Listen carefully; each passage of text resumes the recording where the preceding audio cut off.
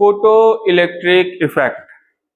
ठीक है, particle nature को सपोर्ट करने के लिए एक और एक्सपेरिमेंट किया गया। ठीक है, और उस एक्सपेरिमेंट से जो रिजल्ट आया वो सचमुच में चौंकाने वाला था। इतना चौंकाने वाला था कि पार्टिकल नेचर के जो कॉन्सेप्ट है उसको आम जनता तक फैला दिया इसने, मोदी जी की भाषा में। तो फोटो इलेक्ट्रिक इफेक्ट बहुत ही इंपॉर्टेंट एक्सपेरिमेंट हुआ, और इसके बाद इसकी जो इक्वेशन दी गई, जो इक्वेशन किसके द्वारा दी गई थी? द ग्रेट आइंस्टाइन के द्वारा। उसके बाद ये लोग बहुत ही आइंस्टीन के द्वारा, अपने जो बगल में रहते थे दूर पे। तो उसके बाद ये एक्सपेरिमेंट ने ये प्रूफ कर दिया कि पार्टिकल नेचर जो है उसको सीरियसली लिया जाए, और लाइट को आप लोग ड्यूअल बिहेवियर की तरह देखेंगे, वो वेव भी है, वो पार्टिकल भी है। ठीक है, तो आज हम लोग देखेंगे बहुत ही इंपॉर्टेंट सा एक्सपेरिमेंट, फोटो इलेक्ट्रिक इफेक्ट। ठीक है, सबसे पहले तो ये होता क्या है? इसमें दो टर्म है, एक फोटो, दूसरा है इलेक्ट्रिक, तीसरे के बारे में तो आप लोग जानते ही है, इफेक्ट। ये दो टर्म पे ध्यान दीजिएगा, फोटो, दूसरा है इलेक्ट्रिक। ये फोटो कहां से आया? हाँ, इससे नहीं आया, ये लाइट से आया है। किससे आया है ये? तो ये फोटो जो बेसिकली है आपको, ये फोटोन से आया है, लाइट का पार्टिकल। और ये इलेक्ट्रिक तो सभी लोग जानते ही है,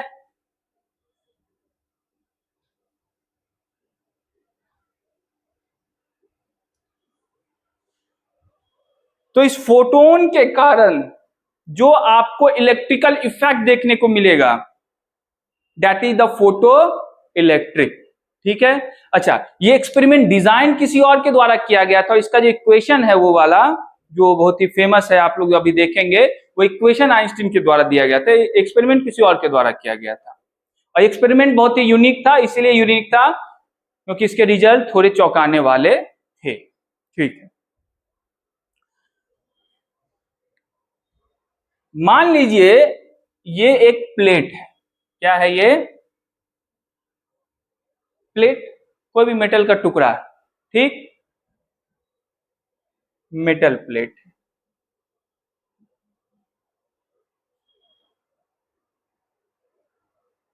और इस पे क्या कर रहे हैं आप लोग? किसी पर्टिकुलर फ्रीक्वेंसी का लाइट फॉल करवा रहे हैं। इस पे क्या हो रहा है? कोई लाइट फॉल करवा रहा है। कोई दिक्कत?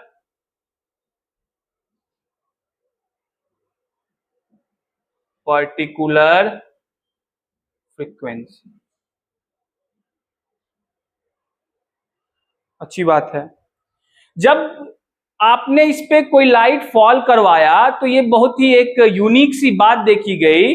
वो यूनिक बात क्या थी कि मान लीजिए आप इस पे कोई लाइट का रे फॉल करवा रहे हैं। लाइट का रे फॉल करवाने का मतलब कि अपने साथ क्या ला रहा है? अब हम लोग वेव नहीं, किस नेचर से देखिए इसको? पार्टिकल नेचर से। नहीं भी देखिएगा तो दिखाई देगा। ठीक है, दिखाई देगा, नहीं भी देखिएगा फिर भी दिखाई देगा। अब ये लाइट रे इसके प्लेट के सरफेस पे पड़ता है, पड़ेगा ही। क्या हुआ उसके बाद? इसके बाद रिकॉर्ड किया गया कि इस सरफेस से इलेक्ट्रॉन इजेक्ट होने शुरू हुए हैं।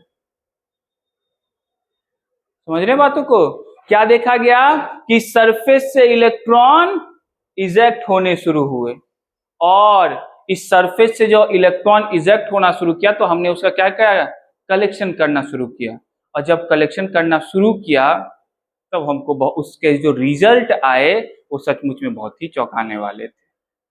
ठीक है, तो फोटो इलेक्ट्रिक इफेक्ट बेसिकली यही है कि अगर आप किसी मेटल सरफेस पे एक पर्टिकुलर फ्रीक्वेंसी का लाइट, पर्टिकुलर पे भी ध्यान दीजिएगा, उस पर भी चर्चा होगी, पर्टिकुलर फ्रीक्वेंसी का लाइट फॉल करवाएगा तो उसके बाद वहां से किसका इजेक्शन होता है? इलेक्ट्रॉन का इजेक्शन। और ये बात मामूली लग रही है क्या आपको? मेटल प्लेट पे लाइट रे फॉल करवाइए और इलेक्ट्रॉन का क्या होने लगे? इजेक्शन होने लगे। बात मामूली लग रही है ना, लेकिन उतनी भी मामूली बात नहीं है। ठीक है, तो this is the photo electric effect. इतना भर नहीं है, बहुत सारी चीजें इसमें है। This is the electric current का जनरेशन अब यहां से शुरू होने वाला है। क्यों? क्योंकि फोटो आया, इलेक्ट्रॉन इजेक्ट किया। अब पूरी के पूरे आप एक व्यवस्था सेटअप बना लीजिए, उस सेटअप में आप इलेक्ट्रिक करंट फ्लो करवा लीजिए अपने सर्किट में, आपको क्या मिल जाएगा? Photo electric current. कोई दिक्कत यहां तक समझने में? फोटो इलेक्ट्रिक इफेक्ट बेसिकली क्या है? जब आप किसी पे मेटल प्लेट पे पर्टिकुलर फ्रीक्वेंसी का लाइट फॉल करवाते हैं तो उस मेटल प्लेट से किसका इजेक्शन होता है? इलेक्ट्रॉन का इजेक्शन होता है। एंड दैट्स इलेक्ट्रॉन का इजेक्शन, उसी इलेक्ट्रॉन को हम लोग फोटो इलेक्ट्रॉन भी बोलते हैं। क्या बोलते हैं? कोई दिक्कत? क्योंकि उसका इजेक्शन किसके कारण हुआ है? फोटोन के कारण। कोई दिक्कत यहां तक? तो इस इफेक्ट को सबसे पहले हम लोग डिफाइन कर लेते हैं। तो कैसे डिफाइन करेंगे ऋषु? तो मैंने एक टर्म बता रहा हूं, पार्टिकुलर। पार्टिकुलर का क्या मतलब है समझ लीजिए। यहां पे मैं आपको 2-3 कंडीशन देता हूं। कैसा कंडीशन देता हूं? ये आपको भी पता होगा या अभी यहां से लग रहा होगा कि कोई भी मेटल प्लेट किसी भी फ्रीक्वेंसी का लाइट उस पर गिराएगा तो क्या इलेक्ट्रॉन के इजेक्शन करना शुरू कर देगा क्या? हाँ, ये मेटल है, लाइट गिर रहा है, इलेक्ट्रॉन इजेक्ट होने लगा क्या? नहीं होने लगा है। होने लगा क्या? तो किसी भी मेटल प्लेट पे कोई भी लाइट गिरा देने से इलेक्ट्रॉन का इजेक्शन। इसका क्या मतलब हुआ? कि कहीं ना कहीं इस लाइट के या इस फोटोन के एनर्जी का रिलेशन इस मेटल प्लेट्स के साथ है ना? अब आप ध्यान से अगर समझेंगे इलेक्ट्रॉन का इजेक्शन का क्या मतलब है, तो अगर मैं एक एटम बना देता हूं, इलेक्ट्रॉन तो एटम के साथ बॉन्ड है। अगर मैं एटम बना देता हूं, यहाँ पे इलेक्ट्रॉन है आपका, इसके बीच क्या लग रहा है आपको? Force, electrostatic force of attraction, जिसके कारण ये इलेक्ट्रॉन किस स्टेट में है? बाउंड स्टेट में। अब इलेक्ट्रॉन को आपको क्या करना है? फ्री करना है। ना सिर्फ एटम से फ्री करना है, बल्कि उसके सरफेस से भी क्या करना है? उसको फ्री करना है। तो उसके सरफेस से भी फ्री करने के लिए क्या करना पड़ेगा आपको? एक मिनिमम लेवल की एनर्जी सप्लाई करनी पड़ेगी कि नहीं करनी पड़ेगी? आप खुद बोलिए। एक मिनिमम लेवल की एनर्जी आपको सप्लाई करनी होगी कि नहीं करनी होगी? और जब तक आप उस मिनिमम लेवल की एनर्जी सप्लाई नहीं करेंगे, क्या तब तक इजेक्शन हो पाएगा? नहीं हो पाएगा। तो एक मिनिमम लेवल की एनर्जी आपको सप्लाई करनी पड़ेगी। पहला तो इलेक्ट्रॉन को उसके एटम के स्टेट से निकालने के लिए, बॉन्ड स्टेट से निकालने के लिए, दूसरा उसके सरफेस से भी बाहर इजेक्ट करने के लिए आपको एक मिनिमम एनर्जी की जरूरत पड़ेगी। इसीलिए कोई भी फ्रीक्वेंसी किसी भी मेटल से इलेक्ट्रॉन का इजेक्शन नहीं करवा सकती। अगर उस मेटल से इलेक्ट्रॉन का इजेक्शन करवाना है, मान लिया आपको करवाना है कॉपर से, तो अगर आपको वहां से इलेक्ट्रॉन का इजेक्शन करवाना है तो एक मिनिमम एनर्जी की रिक्वायरमेंट पड़ेगी कि नहीं पड़ेगी? अब उस मिनिमम एनर्जी क्या सारा वेव या सारा रे वो मिनिमम एनर्जी लेके आ जाता है क्या? सब उतनी ही एनर्जी कंटेन करता है क्या? नहीं करता है। तो जो रे उतनी मिनिमम एनर्जी कंटेन करे, मैक्सिमम से कोई दिक्कत नहीं है, मैक्सिमम से कोई दिक्कत नहीं, जितना लाना है लाओ, उतना मिनिमम जो लेके आएगा वही क्या कर पाएगा? आपको इलेक्ट्रॉन का इजेक्शन कर पाएगा। समझ रहे बातों को? कोई दिक्कत यहां तक समझने में? किसी को कोई दिक्कत? ये बात समझ गए ना कि हर एक मेटल से सारा वेव गिरा देने से, सारा रे ऑफ लाइट गिरा देने से वो इलेक्ट्रॉन का इजेक्शन नहीं होने वाला है, एक मिनिमम एनर्जी की जरूरत पड़ेगी। और मैंने आपको ये भी बताया कि E किसके प्रोपोर्शनल होता है? कल बताया था ना, भूल गई। E equal to H mu, proportional किसके हुआ? उसका नाम फ्रीक्वेंसी है, म्यू तो मैं बोलूंगा, डिनोट करूंगा, तो आप क्या बोलेंगे? ठीक है, कोई दिक्कत? एनर्जी किसके प्रोपोर्शनल होता है और किसके इनवर्सली प्रोपोर्शनल होता है?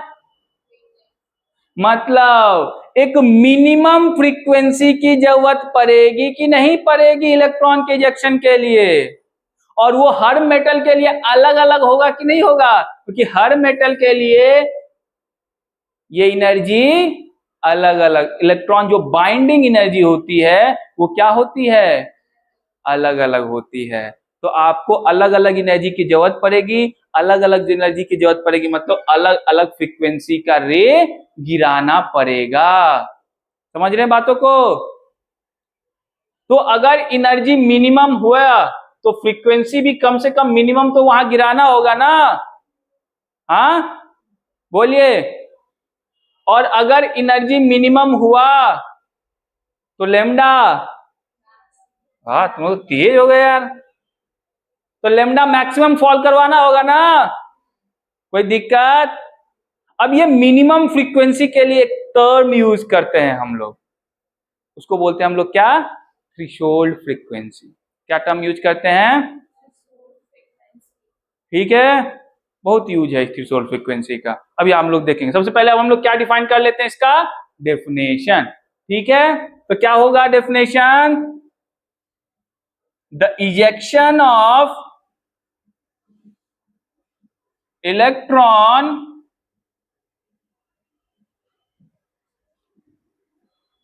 from the metal surface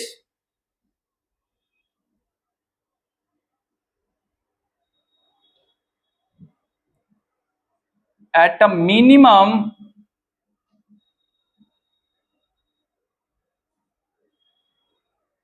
value of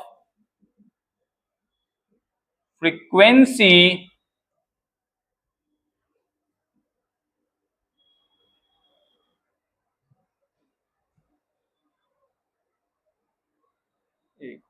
particular लिख देते हैं ज्यादा से,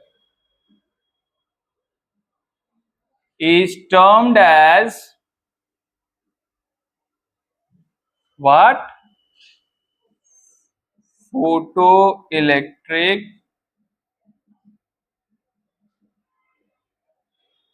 effect.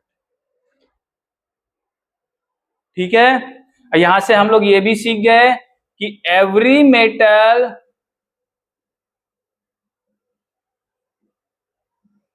Have different binding energy due to which it requires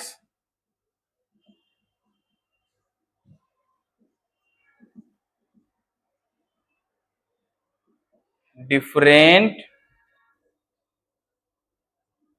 value of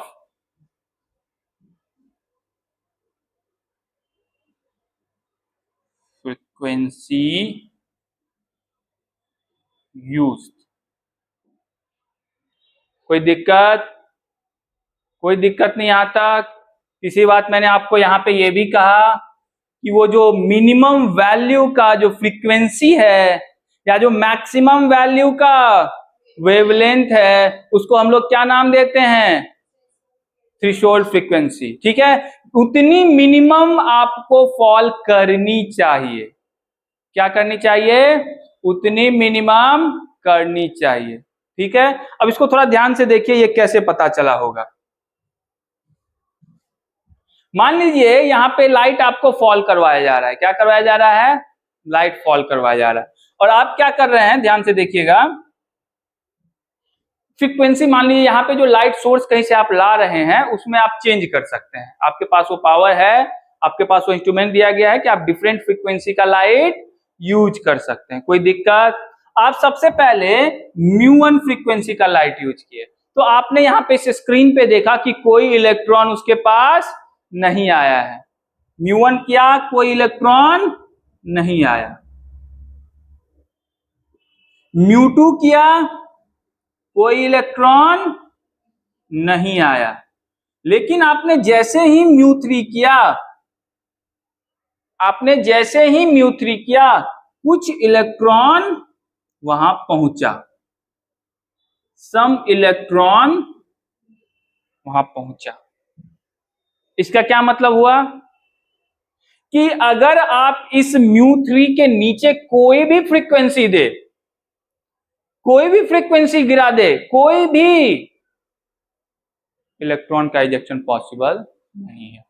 photo electric effect में मिनिमम, जिसको हम लोग थ्रेशोल्ड बोल रहे हैं, मिनिमम फ्रीक्वेंसी रिक्वायरमेंट है, और अगर मिनिमम फ्रीक्वेंसी रिक्वायरमेंट नहीं हुआ तो वो कभी इलेक्ट्रॉन नहीं देने वाला। यही डिफरेंस है क्लासिकल। देखिए कैसे समझिए इसको।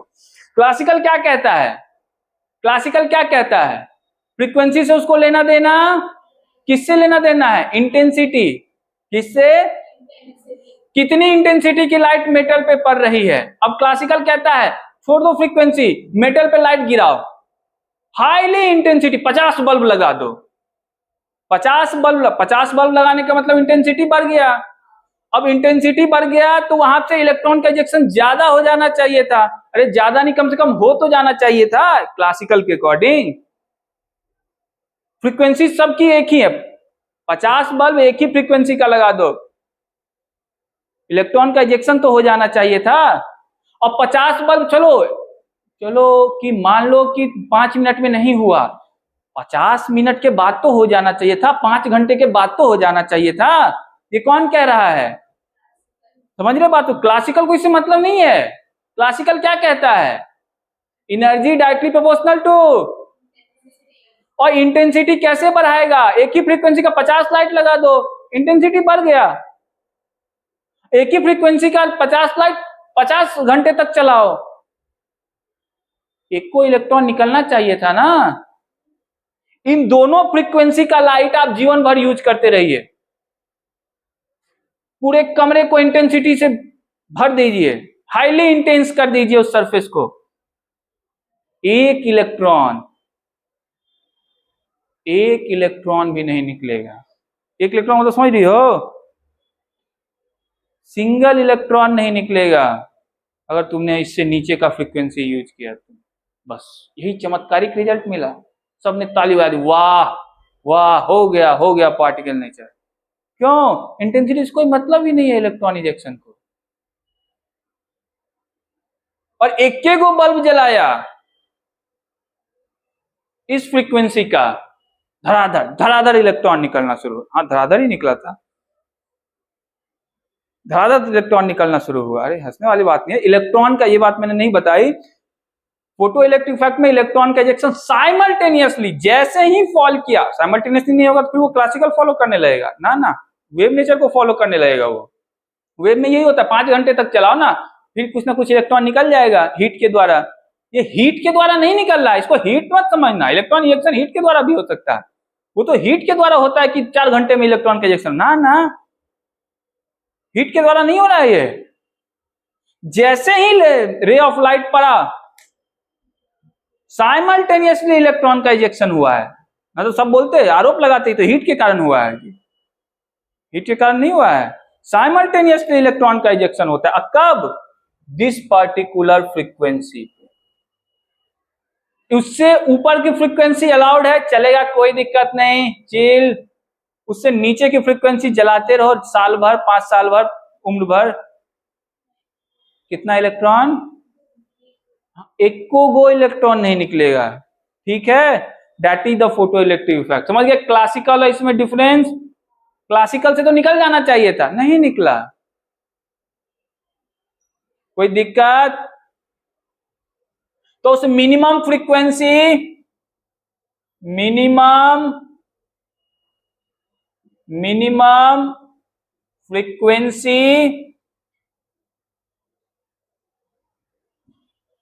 is termed as threshold. Threshold का मतलब समझते हो ना कि एक मिनिमम लेवल, थ्रेशोल्ड का मतलब ये होता है, जनरल सेंस होता है थ्रेशोल्ड का कि मिनिमम लेवल। तो इस मिनिमम आपको फ्रीक्वेंसी देनी पड़ेगी, थ्रेशोल्ड फ्रीक्वेंसी। कोई दिक्कत। और मैंने जो कहा साइमल्टेनियसली, उस बात पे भी ध्यान देना है। इलेक्ट्रॉन का इजेक्शन ऐसा नहीं कि 4 साल बाद हुआ था, कब हुआ था?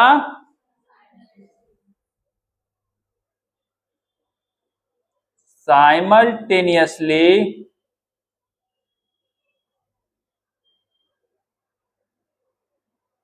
Ejection of electrons. समझ गए बातों को कि नहीं समझे? कोई दिक्कत?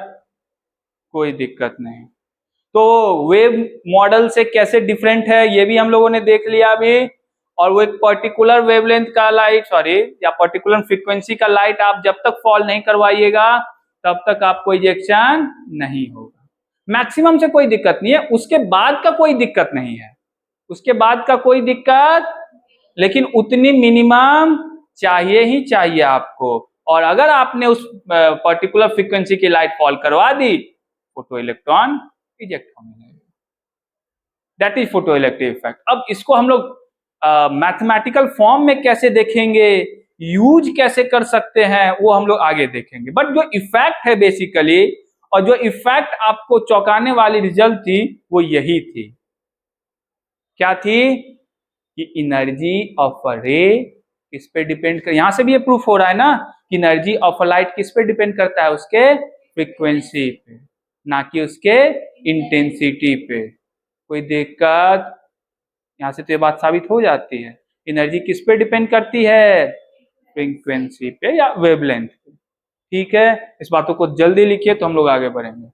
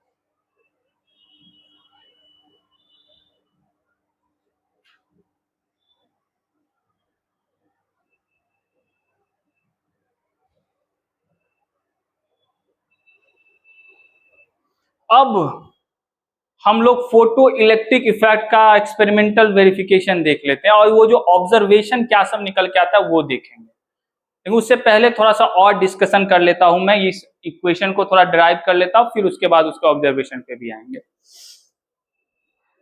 मैंने आपको बता दिया फोटो इलेक्ट्रिक इफेक्ट में होता क्या है। There is ejection of electron by the effect of photon, that is simple. अब उस इलेक्ट्रॉन को अगर आप आउटर सर्किट में फ्लो करवा दीजिए तो आपको क्या मिलने लगेगा? सुना नहीं आपने? अगर इस इलेक्ट्रॉन को अब आउटर सर्किट में फ्लो करवाने लगूंगा तो आपको क्या मिलेगा? इलेक्ट्रॉन का फ्लो क्या है? करंट देगा, यही ना। अब उसका यूज कर सकते हैं कि नहीं कर सकते हैं? अरे बोलो, इतनी हैरत भरी निगाह से क्यों देख रहे हो? कर सकते हैं, that is your photo electric current. ठीक है, उसकी बातें देखेंगे हम लोग। ये क्या है? इलेक्ट्रोड है। इसको भी दोनों को क्या बोलते हैं हम लोग? इलेक्ट्रोड बोलते हैं। ठीक, ये नेगेटिव से कनेक्ट है, यहाँ पे कैथोड बोल देते हैं। ये पॉजिटिव से कनेक्ट है, तो ठीक है, वो कोई मेटल से बना होगा, इसमें किसी को दिक्कत? अब उस मेटल प्लेट पे आप क्या कर रहे हैं? पार्टिकुलर फ्रीक्वेंसी का लाइट फॉल करवा रहे हैं, इसमें भी किसी को कोई दिक्कत नहीं है। मैंने ये बात भी आपको कह दिया कि हर एक मेटल के लिए ये जो थ्रेशोल्ड फ्रीक्वेंसी है वो क्या होगा? अलग अलग होगा।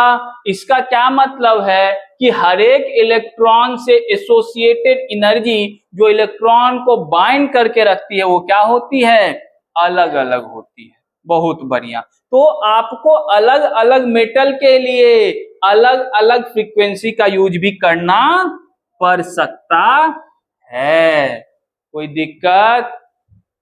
ठीक है, तो एक टर्म यूज करते हैं हम लोग, वर्क फंक्शन। क्या यूज करते हैं, इसको समझो, ये वर्क फंक्शन क्या होता है। मैंने अभी अभी आपको बताया कि डिफरेंट मेटल के लिए एनर्जी की रिक्वायरमेंट अलग। तो वो जो मिनिमम एनर्जी, एक मिनिमम एनर्जी होगा कि इतना एनर्जी अगर मेटल को दे दिया, इलेक्ट्रॉन क्या कर देगा, इजेक्ट कर देगा। तो वो जो minimum energy required to eject the electron for a metal, वही उसका क्या होता है, वर्क फंक्शन कहलाता है। क्या कहलाता है, समझ रहे बातों को? अब हर एक मेटल का एक मिनिमम एनर्जी तो होगा कि इतना एनर्जी अगर आपने उसको सप्लाई कर दिया तो वो क्या करेगा, इलेक्ट्रॉन इजेक्ट कर देगा। एंड दैट एनर्जी को क्या कहते हैं हम लोग, वो उसका वर्क फंक्शन। ठीक है, तो हर एक मेटल का वर्क फंक्शन क्या होगा, अलग अलग होगा कि नहीं होगा? सीजियम का अलग होगा, जिंक का अलग होगा, कॉपर का अलग होगा, कि ऑब्वियस सी बात है, क्योंकि सबके लिए इलेक्ट्रॉन इजेक्शन एक जैसा नहीं होता। समझ गए बातों को? तो वो मिनिमम रिक्वायरमेंट ऑफ एनर्जी जिससे इलेक्ट्रॉन क्या हो जाए, मेटल सरफेस छोड़ दे, जस्ट छोड़ दे, उसको क्या बोलते हैं, work function. The minimum energy at which electron leaves the metal surface is termed as work function of that metal, work function of that metal. ठीक है, उस मिनिमम एनर्जी को हम लोग क्या कहते हैं, work function of that metal. कोई दिक्कत? अब आइंस्टीन के थ्योरी को थोड़ा ध्यान से समझिए, आइंस्टीन ने क्या बात कही है। मान लीजिए ये मेटल का सरफेस, मान लीजिए मेटल का, यहां पे आ रही है लाइट, इस लाइट की, इसका जो वर्क फंक्शन है वो है फाई। क्या है वर्क फंक्शन, मान लेते हैं फाई, मतलब इतनी एनर्जी इसको चाहिए क्या करने के लिए, इलेक्ट्रॉन इजेक्ट करने के लिए।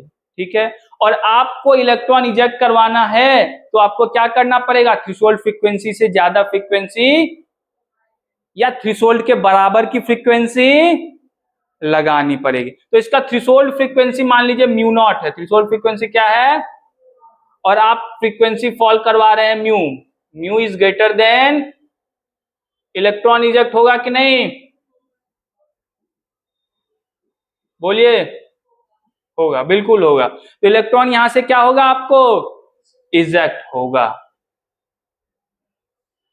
कोई दिक्कत? क्योंकि म्यू नॉट से क्या है, ज्यादा फ्रीक्वेंसी की लाइट आपने यूज किया है। अब ध्यान से समझिए आइंस्टीन क्या कहते हैं। आपने तो कहा था कि मिनिमम फ्रीक्वेंसी ही दोगे तो इलेक्ट्रॉन क्या हो जाएगा, वहां से इजेक्ट हो जाएगा। लेकिन अगर आपने फ्रीक्वेंसी उस मिनिमम से ज्यादा दे दिया तो क्या हुआ, ठीक है, इजेक्ट होने के बाद क्या हुआ, बाकी एनर्जी कहां गई, क्योंकि उसकी एनर्जी तो ज्यादा थी इससे, ऑब्वियस सी बात है, इसके वर्क फंक्शन से आपने ज्यादा एनर्जी दी ना, वो एनर्जी कहां गई, ये तो सवाल पूछना लाजमी है, नहीं है लाजमी, वो एनर्जी कहीं कहां गई? तो कहा गया कि वो एनर्जी उसी इलेक्ट्रॉन के साथ चली गई as a kinetic energy. Kinetic energy का नाम सुने हो ना, जो इलेक्ट्रॉन को मूव करवा रहा है, जिसके कारण इलेक्ट्रॉन में क्या है, अच्छा, वर्क फंक्शन के अगर इक्विवेलेंट एनर्जी तुम दे देते, पेन उठाओ सबसे पहले, वर्क फंक्शन के इक्विवेलेंट एनर्जी अगर तुम दे देते हो तो इलेक्ट्रॉन जस्ट इजेक्ट हो जाएगा, जस्ट तो समझो, फील करो इस बातों को। अगर तुमने वर्क फंक्शन के बराबर एनर्जी दिया, इलेक्ट्रॉन ने जस्ट सरफेस छोड़ा है, उसको बाहर लाने के लिए भी तो एनर्जी की जरूरत पड़ेगी ना जी, पड़ेगी कि नहीं पड़ेगी? तो अगर वो इलेक्ट्रॉन बाहर अपने आप आ रहा है तो मतलब इलेक्ट्रॉन के पास क्या है, वो एनर्जी कहां से आ रही है? भगवान दे रहे हैं। वो एनर्जी यहीं से ना सप्लाई होके आ रही होगी कहीं से। तो अगर आपने एनर्जी म्यू नॉट के बराबर, बस थ्रेशोल्ड के बराबर एनर्जी दी, अगर एनर्जी एच म्यू नॉट आपने दी तो इलेक्ट्रॉन इजेक्ट तो हो जाएगा, लेकिन सरफेस को छोड़ना मुश्किल होगा, उसके पास कोई एनर्जी, काइनेटिक एनर्जी नहीं बचेगी। कोई दिक्कत? अब इस आइंस्टीन कैसे इस चीजों को कहते हैं, ध्यान से सुनिए। आइंस्टीन साहब कहते हैं, अब आप फोटोन का मॉडल को समझिए। मैंने आपको कल बताया था, फोटोन मतलब एक पार्टिकल जिसके पास एनर्जी का एक बंडल समझ लीजिए, है ना, एक पार्टिकल है जिसके पास एनर्जी की एक वैल्यू है। कोई दिक्कत? बोलिए, इसके पास एनर्जी कितना है? अगर न्यू फ्रीक्वेंसी है तो एनर्जी कितनी होगी? h। तो इस पार्टिकल की एनर्जी कितनी हो गई? कोई दिक्कत? अब इस पार्टिकल के एनर्जी आपको फिक्स है, h म्यू ही है, और यही पार्टिकल क्या कर रहा है, जिसको आप लोग क्या नाम दे रहे हैं? फोटोन। ये कहां जा रहा है? हीट करने के लिए। कहां पे? एटम को, मेटल सरफेस को, मतलब एटम को। कोई दिक्कत? अब आइंस्टीन साहब क्या कहते हैं कि ये जो एक फोटोन होगा वो एक ही एटम को हीट करेगा। किसको हीट करेगा? एक फोटोन जो आप फॉल करवा रहे हैं वो एक ही इलेक्ट्रॉन को सिर्फ इजेक्ट करवा सकते, एक एटम को हिट करेगा मतलब कि एक ही इलेक्ट्रॉन को इजेक्ट करवाएगा, चाहे उसकी एनर्जी कितनी भी हो। उस फोटोन की एनर्जी कितनी भी हो, वो कितना करवाएगा? एक ही इलेक्ट्रॉन को इजेक्ट करवाएगा। ये बात याद रखिएगा। सिंगल फोटोन किसके साथ कोलाइड करेगा? Single electron. एक फोटोन एक ही इलेक्ट्रॉन को इजेक्ट करवाएगा। अब बोलिए ये कैसे पता चल? अब ये ऐसे पता चलता है, इसको ध्यान से समझिएगा। आप जो एक फोटोन फॉल करवा रहे हैं उस पे, और वो एक इलेक्ट्रॉन इजेक्ट करवा रहा है, भले उसकी एनर्जी कुछ भी हो, वो जो एक इलेक्ट्रॉन इजेक्ट करवा रहा है, उसने दो काम किया फोटोन फॉल करते समय। पहला तो उसका जो वर्क फंक्शन था, एक मिनिमम वैल्यू ऑफ एनर्जी चाहिए थी, वो उसने सप्लाई कर दिया मेटल को। कोई दिक्कत? और जब उसने मेटल को minimum value of energy supply कर दिया तो रेस्ट उसके पास एनर्जी और बच गई फोटोन के पास, और एनर्जी बच जाएगी ना, क्योंकि वो तो बड़ा है, तो बच जाएगी तो वो कहां, किसको सप्लाई कर देगा? फिर उसी इलेक्ट्रॉन को सप्लाई करेगा। अब आप ऐसा सोचते, सर ऐसा भी तो हो सकता था कि एनर्जी जो एक्स्ट्रा बच गई थी उस बगल वाले को दे देता, ऐसा आप बोल सकते हैं ना, कि फ्रीक्वेंसी अगर ज्यादा आप थ्रेशोल्ड से ला रहे हैं तो एनर्जी ज्यादा है, एक इलेक्ट्रॉन करवा दिया इजेक्ट उसने, बाकी एनर्जी किसको दे देना चाहिए? बगल वाले इलेक्ट्रॉन को। क्यों नहीं दे रहा? यही तो पार्टिकल नेचर है। पार्टिकल नेचर में सिंगल फोटोन सिंगल इलेक्ट्रॉन से इंटरेक्ट करेगा, बाकी एनर्जी वो देगा ही नहीं। आप इसको ऐसा समझिए, आप लोग यहाँ हॉस्टल में रहते हैं ना? हाँ, ठीक है। इशू रहता है और कोई नहीं रहता, तुम भी रहती हो, वो भी रहती है। तो आपके पिताजी आए, आपके पिताजी पैसा लेके आए 20,000 रुपए। कितना लेके आए? ज्यादा रकम नहीं होती, इतने चाहने की जरूरत नहीं है, कुछ नहीं होता। तुम नहीं रहती हॉस्टल में, इसीलिए आए। हॉस्टल का फी था मान लीजिए 15,000, दे दिया, 2,000 और कुछ सामान में खर्चे हो गए, 3,000 रुपए बचे। घर तो नहीं ले जाएंगे मुझे पता है।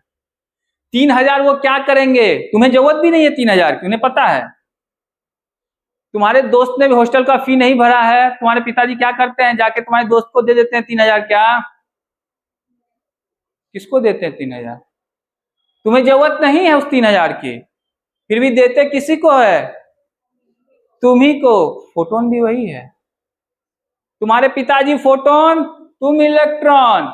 चाहे कितना भी एनर्जी लेके आए, 20,000 लेके आए कि 1,00,000 लेके आए, रेस्ट अमाउंट किसको देना है? तुम ही को देना है। बगल वाले का हॉस्टल का फी तुम्हारे पिताजी नहीं जमा करने वाले हैं, मुझे पता है। फोटोन जब तुम्हारे पिताजी नहीं करेंगे तो फोटोन क्यों करेगा जी? फोटोन भी नहीं करेगा, फोटोन भी अपनी एनर्जी उसी इलेक्ट्रॉन को देगा। समझ रहे हो रिशु?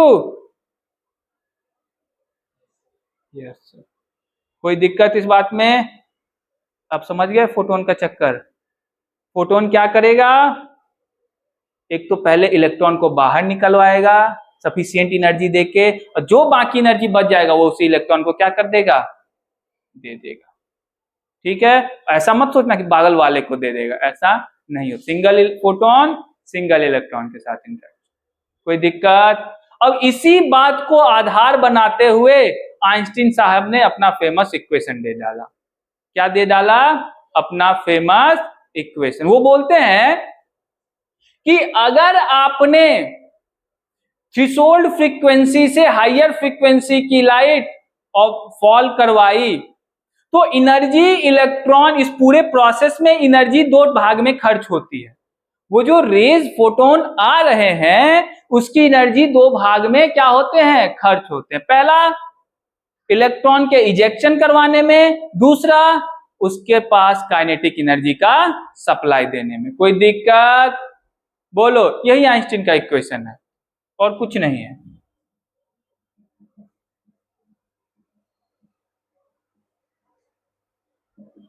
आइंस्टीन साहब क्या कहते हैं? The energy of photon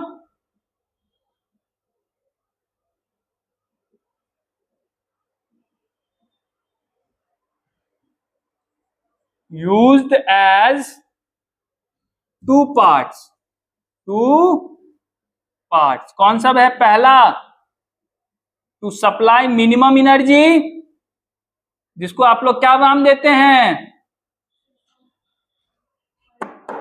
work function. Metal को मिनिमम एनर्जी दे देना, वर्क फंक्शन, जिससे इलेक्ट्रॉन इजेक्ट हो जाए और अगर एनर्जी बची रहे तो इलेक्ट्रॉन के हवाले कर दे, जिसको आप लोग क्या नाम देते हैं? Work function. और दूसरा as kinetic energy of electron. कोई दिक्कत? बोलिए, कितनी बातें समझ गए हम लोग? ठीक है, अब इसको थोड़ा ध्यान से देखें तो हम लोग यहां से लिख सकते हैं सीधी बात। अगर ये म्यू फ्रीक्वेंसी आ रही है तो इसकी टोटल एनर्जी मान लेते हैं ई है, तो ई इक्वल टू दो पार्ट में होगा, एक तो work function plus kinetic energy. तो ई इक्वल टू यहां से देखो तो लिख सकते हैं work function equal to phi plus kinetic. कोई दिक्कत? इसको ऐसे भी लिख सकते हैं, E equal to phi half mass of electron, kinetic energy यही होता है ना जी, हाफ mv स्क्वायर। ऐसे भी लिख सकते हैं ना? बोलो, यहां तक किसी को दिक्कत? ये फाई क्या है? यहाँ पे इस फाई पे थोड़ा ध्यान दे तो ये फाई क्या है? फाई है आपको वर्क फंक्शन। वर्क फंक्शन मतलब कि मिनिमम एनर्जी जो इलेक्ट्रॉन इजेक्ट कर सके। अब देखो E इक्वल टू क्या है आपको? Total energy. E क्या है? वो जो फोटोन आ रहा है उसकी एनर्जी। वो किससे डिनोट करते हैं हम लोग? H mu. तो अगर हम E equal to H mu लिख सकते हैं तो इस वर्क फंक्शन का है जो मिनिमम एनर्जी है, मिनिमम एनर्जी कहीं ना कहीं थ्रेशोल्ड से रिलेटेड है कि नहीं है? है कि नहीं है? मिनिमम एनर्जी क्या है? थ्रेशोल्ड से रिलेटेड ही तो है। अगर आपने थ्रेशोल्ड फ्रीक्वेंसी फॉल करवा दी होती तो वो उसके वर्क फंक्शन के ही बराबर होगा कि नहीं होगा? क्योंकि थ्रेशोल्ड का मतलब, थ्रेशोल्ड कैसे डिफाइन है? ध्यान से देखो, थ्रेशोल्ड कैसे? द मिनिमम फ्रीक्वेंसी जिससे इलेक्ट्रॉन इजेक्ट हो जाए। वर्क फंक्शन क्या है? The minimum energy. मतलब दोनों कहीं ना कहीं रिलेटेड है कि नहीं है? तो आप वर्क फंक्शन को ऐसा लिख सकते हैं, देखिए तो एच म्यू नॉट, ऐसा लिख सकते हैं कि नहीं लिख सकते हैं? बोलिए, फिर से समझ लीजिए। E equal to H mu होगा, इसमें तो किसी को डाउट नहीं। अगर म्यू फ्रीक्वेंसी की लाइट आ रही है तो मैंने वर्क फंक्शन कैसे डिफाइन किया था? The minimum value of mu naught क्या है? द मिनिमम वैल्यू ऑफ, तो अगर आपसे पूछा जाए मेटल का वर्क फंक्शन क्या होता है तो that is H mu naught. ठीक है, उसकी थ्रेशोल्ड फ्रीक्वेंसी में आप प्लैंक कांस्टेंट से मल्टीप्लाई कर दीजिएगा, उस क्या निकल जाएगी? Work function. कोई दिक्कत? अब इन दोनों टर्म को यहां यूज कर ले तो E इक्वल टू क्या होगा? एच म्यू, और वो क्या फाई इक्वल टू क्या हो जाएगा? H mu plus half M E. कोई दिक्कत? इसको इधर भेज दीजिए, H mu minus mu naught half M E. यही है आइंस्टीन का इक्वेशन, तो बेसिकली यही है, वो तो थोड़ा बहुत डिराइव कर दिया हमने। ठीक है, कोई दिक्कत? इस इक्वेशन को समझने में कोई दिक्कत? बहुत आसान सा इक्वेशन है। दो पार्ट में एनर्जी खर्च होगा, एक तो इलेक्ट्रॉन निकालने में जो बच जाएगा एज ए काइनेटिक एनर्जी, और वर्क फंक्शन किसके बराबर होता है? एच म्यू नॉट के बराबर। कोई दिक्कत? क्योंकि म्यू नॉट क्या है उसका? Threshold frequency. तो थ्रेशोल्ड फ्रीक्वेंसी, अच्छा आप लोगों को क्या लगता है थ्रेशोल्ड फ्रीक्वेंसी किससे रिलेटेड है? मेटल से ही तो रिलेटेड है ना जी। मैं क्या कह रहा था कि हर मेटल का थ्रेशोल्ड फ्रीक्वेंसी अलग होगा। इससे क्या मतलब? ये म्यू नॉट जो है किससे रिलेटेड है? मेटल से ही। वर्क फंक्शन क्या है? मेटल का ही है मिनिमम। तो ये दोनों एक ही चीज है ना, ये अलग अलग चीज है? एक ही चीज है। ठीक है, कोई दिक्कत?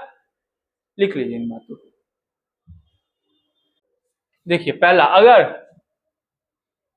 Mu equal to mu naught हो जाए, आप जो फ्रीक्वेंसी के लाइट दे रहे हैं वो जस्ट किसके बराबर है? थ्रेशोल्ड के बराबर। उस केस में देखिए तो आइंस्टीन इक्वेशन क्या कहता है? H mu minus mu naught equal to kinetic energy. तो mu equal to mu naught, तो काइनेटिक एनर्जी क्या हो जाएगा? यहां से होगा कि नहीं होगा? मतलब इलेक्ट्रॉन के पास कोई काइनेटिक एनर्जी नहीं बचेगा अगर उसका फ्रीक्वेंसी थ्रेशोल्ड के। कोई दिक्कत? बोलो। ठीक है,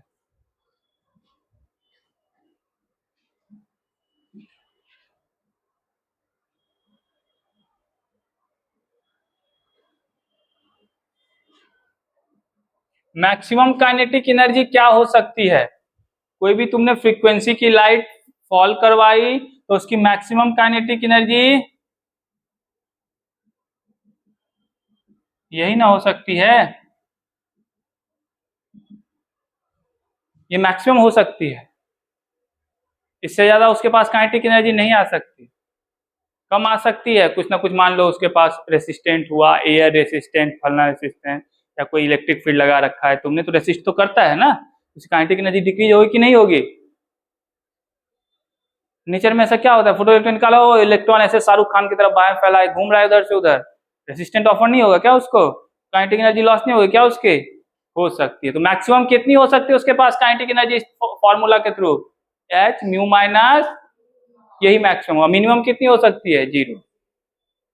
मैक्सिमम और मिनिमम। कोई दिक्कत? बोलो। नहीं है। अब एक छोटा सा क्वेश्चन है, उसको बना लो तो।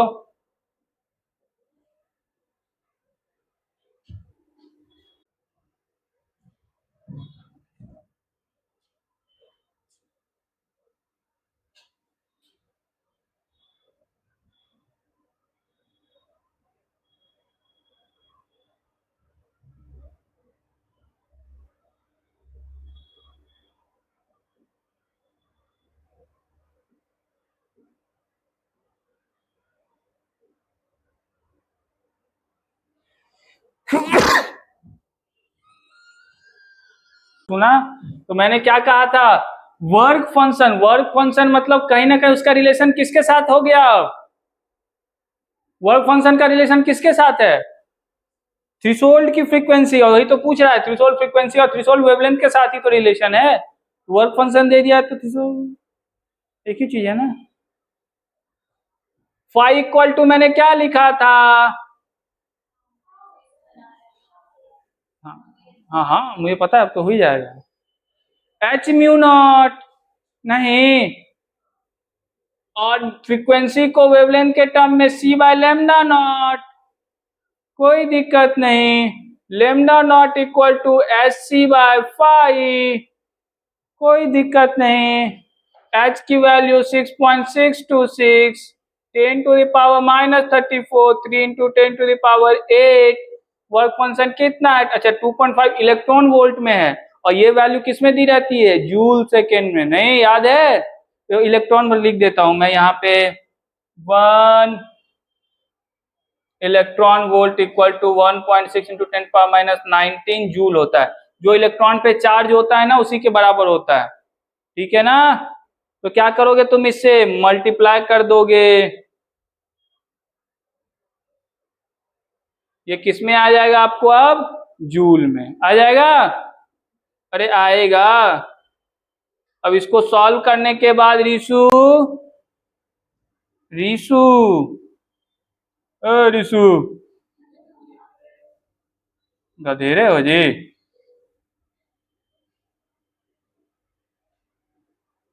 गधा इतना दूर से बोल रहे हैं, इसको आवाज ही सुनाई नहीं दे रही, गधे रह जाएगा। 19/8 कितना होता है?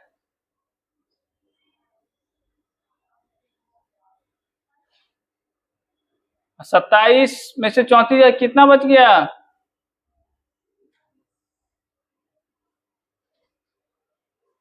That is the threshold wavelength. तुम बोलोगे सर उसकी वैल्यू आप बताइए, यही काम मेरा बच गया क्या?